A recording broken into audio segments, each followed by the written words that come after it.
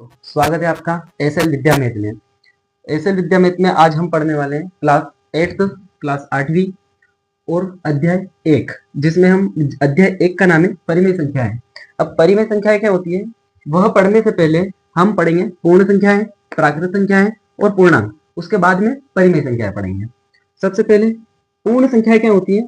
तो पूर्ण संख्याएं वह संख्याएं होती हैं जो जीरो से स्टार्ट होती हैं, जो जीरो से लगाकर अनंत तक जाती है, जिनकी काउंटिंग यानी कि जिनकी गिनती अनंत तक जाती है, वह संख्याएं पूर्ण संख्याएं होती है, जो कि जीरो से शुरू होती है। प्राकृत संख्या वह संख्याएं होती है जो एक से शुरू होती है और वह संख्याएं ऐसे करके अनंत तक जाती है। जो संख्याएं एक से शुरू होती हैं और उनकी काउंटिंग अनंत तक जाती है, वह संख्याएं प्राकृत संख्याएं कहलाती है। पूर्णांक, अब पूर्णांक किसे कहते हैं? पूर्णांक की वह संख्याएं होती है जो कि पॉजिटिव भी होती है और नेगेटिव भी हो सकती है। इधर जैसे कि ये 1, ये सब इधर धनात्मक संख्याएं हो जाएगी। ये इधर ऐसे करके ये भी अनंत तक जाता है, ये भी संख्याएं अनंत तक जाती है। इधर ये संख्याएं भी अनंत तक जा सकती है, ऐसे करके ये संख्याएं भी अनंत तक जाती है। तो ये इधर की संख्याएं जो कहलाती है वह ऋणात्मक कहलाती है और इधर की जो संख्या है वह धनात्मक कहलाती है। धनात्मक, ये संख्याएं पॉजिटिव है और ये संख्याएं नेगेटिव है। तो पूर्णांक क्या होता है? पूर्णांक वह होता है जिसकी संख्याएं नेगेटिव भी हो सकती है और पॉजिटिव भी हो सकती है। तो आप समझे पूर्ण संख्या क्या होती है? जीरो से लेकर अनंत तक जाती है। प्राकृत संख्या क्या होती है? 1 से लेकर अनंत तक जाती है। और पूर्णांक क्या होता है? पूर्णांक धनात्मक भी हो सकता है और ऋणात्मक भी हो सकता है। अब अगला हम पढ़ते हैं परिमेय संख्याएं क्या होती है। परिमेय संख्याएं वह संख्याएं होती हैं जो कि p/q के फॉर्म में रहती है। p/q मतलब क्या है? ऊपर की जो संख्या रहती है वह अंश में रहती है और बटे की जो संख्या है वह हर में रहती है। मतलब परिमेय संख्याएं अंश बटे हर में रहती है। दूसरा, जो अपॉन में क्यू है, बटे में क्यू है, ये क्यू कभी भी जीरो नहीं हो सकता। ये क्यू जीरो के बराबर नहीं होता है, अपॉन में जीरो नहीं आता है। यह परिमेय संख्याएं होती है। और परिमेय संख्याएं ऋणात्मक भी हो सकती है और धनात्मक भी हो सकती है। अब हम पढ़ने वाले हैं प्रश्नावली 1.1 का प्रश्न क्रमांक 1। निम्नलिखित प्रत्येक में गुणन के अंतर्गत उपयोग किए गए गुणधर्म गुण का नाम लिखिए। अब हमें इन क्वेश्चनों में क्या करना है? बस गुणधर्म का नाम लिखना है, लेकिन समझना है कि कौन सा गुणधर्म यहाँ पर इस क्वेश्चन में क्यों लगा है। तो सबसे पहले माइनस का 4/5 गुणा 1 बराबर 1 गुणा माइनस का 4/5 बराबर माइनस का 4/5, ये अपना सवाल है। अब सवाल में आपने देखा होगा कि दोनों तरफ एक जैसी संख्या है, दोनों तरफ एक जैसी संख्या है, लेकिन संख्याओं का क्रम अलग अलग है। संख्याएं अलग अलग लिखी हुई है। ये क्रम आगे आ गया और ये क्रम यहाँ पर, ये क्रम आगे आया और ये पीछे चला गया, और यहाँ पर ये क्रम आगे और ये पीछे चला गया। तो यहाँ पर फर्क क्या है कि यदि यहाँ पर आप कॉमन देखोगे तो ये एक जो है, ये एक दोनों तरफ कॉमन है। कॉमन मतलब उभयनिष्ठ, ये उभयनिष्ठ है, ये उभयनिष्ठ है और उसका गुणा दोनों तरफ होगा। जैसे एक का गुणा इसमें करोगे तो माइनस का 4 का गुणा इसमें करोगे तो माइनस का 4 ही आएगा बटे 5, और इसका गुणा यदि इससे करोगे तो माइनस का 4/5 ही आएगा। तो ऐसे आप सोल्व करोगे तो ये आएगा। तो यहाँ पर जो नियम लग रहा है वो नियम कौन सा है? तो इस नियम का नाम है गुणात्मक तत्समक। इस नियम का नाम है गुणात्मक तत्समक, सॉरी गुणात्मक तत्समक, गुणात्मक तत्समक। इस नियम का नाम है गुणात्मक तत्समक। अगला क्वेश्चन नंबर 2।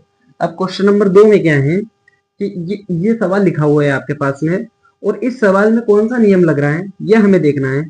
तो यहाँ पर देखना, इसको करने से पहले हम एक और उदाहरण लेते हैं। जैसे कि मैंने कोई संख्या लिखी, यहाँ पर लिखा मैंने 3 गुणा 2 और यहाँ पर लिखा मैंने 2 गुणा 3। अगर इसको मैं सोल्व करूंगा तो यहाँ पर 3 का गुणा यदि 2 से करेंगे तो 6 आएगा, और 2 का गुणा यदि 3 से करेंगे तो यहाँ पर भी 6 आएगा। फर्क कितना है कि यहाँ पर हमने इनके क्रम बदल दिए। साइन मल्टीप्लाई का ये है, लेकिन हमने इनके क्रम बदल दिए। तो अगर हम इनके क्रम बदल रहे हैं और संख्याएं दोनों तरफ एक जैसी लिखी है, मतलब यहाँ पर जो नियम लग रहा है वह नियम क्रम विनिमय का नियम है। इस नियम का नाम है क्रम विनिमयता का नियम। क्रम विनिमयता का नियम।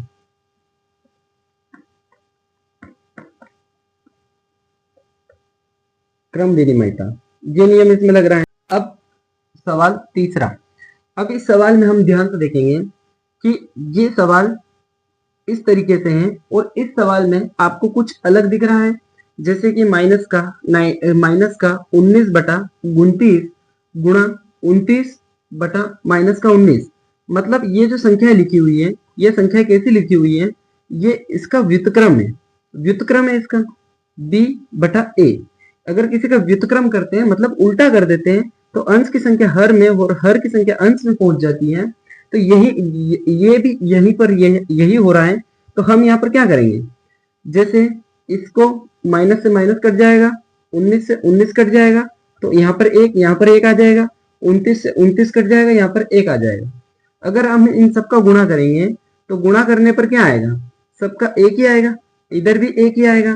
तो ये जो नियम है, इस नियम का नाम है गुणात्मक प्रतिलोम। मतलब ये इसका विलोम है। तो अगर ये इसका विलोम है, मतलब इसका नाम जो होगा वो गुणात्मक प्रतिलोम।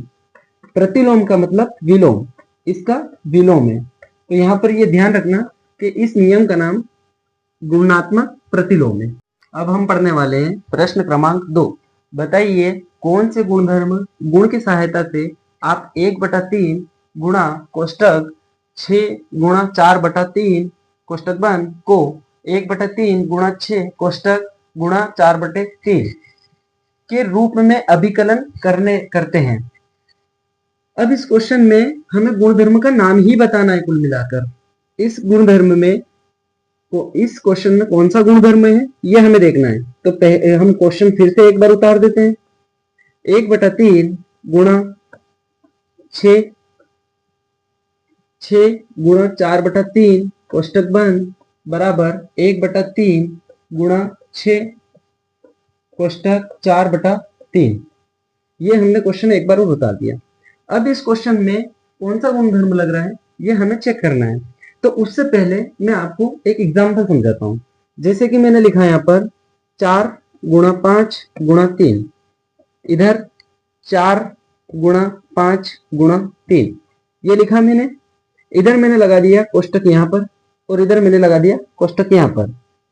अब संख्याएं एक जैसी है, सभी में मल्टीप्लाई का साइन है, सभी में मल्टीप्लाई का साइन है, लेकिन कोष्टक यहाँ पर 5 गुणा 3 के बीच में, और यहाँ पर कोष्टक 4 गुणा 5 के बीच में, इनके बीच में कोष्टक है। तो हम सबसे पहले कोष्टक को सोल्व करते हैं। यहाँ पर इसको सोल्व करोगे तो 5 का गुणा 3 से किया तो 15 आएगा, यहाँ पर 4 का गुणा 5 से किया तो 20 आएगा, यहाँ पर गुणा 3। अब उसके बाद में 15 का पहाड़ा यदि 4 बार बोलोगे तो 15 चौक 60, और ये 20 का पहाड़ा 3 बार बोलोगे तो 20 या 60। मतलब यहाँ पर दोनों एक जैसे आ रहे हैं। अगर दोनों एक जैसे आ रहे हैं तो यहाँ पर नियम कौन सा लग रहा है, यहाँ पर सहचारिता का नियम लग रहा है। यहाँ पर जो नियम है वह सहचारिता का नियम है। तो हम सहचारिता का नियम यहाँ पर लिख देते हैं।